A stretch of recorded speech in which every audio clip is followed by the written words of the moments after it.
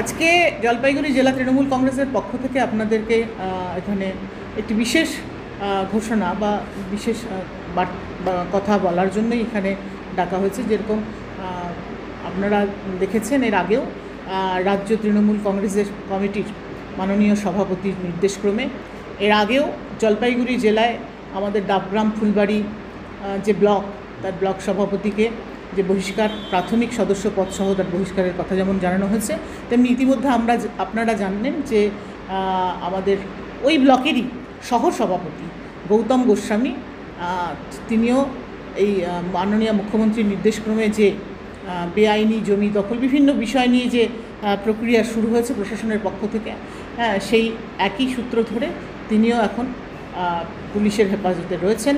সুতরাং এই সময় আজকে আবার তাই রাজ্য তৃণমূল কংগ্রেস কমিটির সিদ্ধান্তক্রমে মাননীয় রাজ্য সভাপতির নির্দেশক্রমে জলপাইগুড়ি জেলা তৃণমূল কংগ্রেসের পক্ষ থেকে আমাদের যে ডাবগ্রাম ফুলবাড়ির যে সহসভাপতি গৌতম গোস্বামী তাকেও পার্টির তৃণমূল কংগ্রেসের প্রাথমিক সদস্যপদ সহ দল থেকে বহিষ্কারের ঘোষণা করা হচ্ছে। না, অবশ্যই এটা তো আমরা দীর্ঘদিন ধরে দেখে এসেছি যে এই ধরনের বিষয়গুলো চলতো।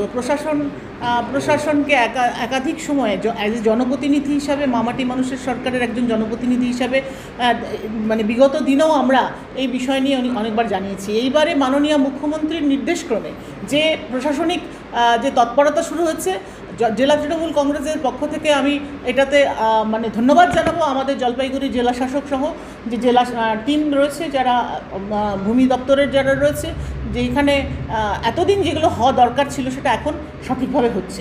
এই জন্য আমি ধন্যবাদ জানাবো যে ইতিমধ্যে যে পদক্ষেপ গ্রহণ করা হয়েছে, যেটা গাজলডোবায় যে পদক্ষেপ গ্রহণ করা হয়েছে সেটা আরও আগে হলে আরও অনেক সময় এখানে যে মানে ব্যাঙের ছাতার মতো মানে চারিদিকটায় শুধু একটা পর্যটন ওইভাবে তৈরি হতে পারে না। পর্যটন একটা শিল্প, তার একটা সুন্দর একটা জায়গায় মানুষ বেড়াতে আসবে, সেই জায়গাটাকে কত সুন্দর করে তৈরি করা যাবে। তার পেছনে দেখা যাচ্ছে যে কিছু অসাধু লোক, ব্যবসায়ী, শুধুমাত্র যে রাজনৈতিক দলের সাথে যুক্ত লোকেরাই নয়, এর মধ্যে অনেক ব্যবসায়ীরাও রয়েছেন, অসাধু মানুষ রয়েছেন, যারা অসৎ উপায়ে ব্যবসা প্রতিপত্তি বাড়ানোর জন্য এই ধরনের কাজগুলো করছেন।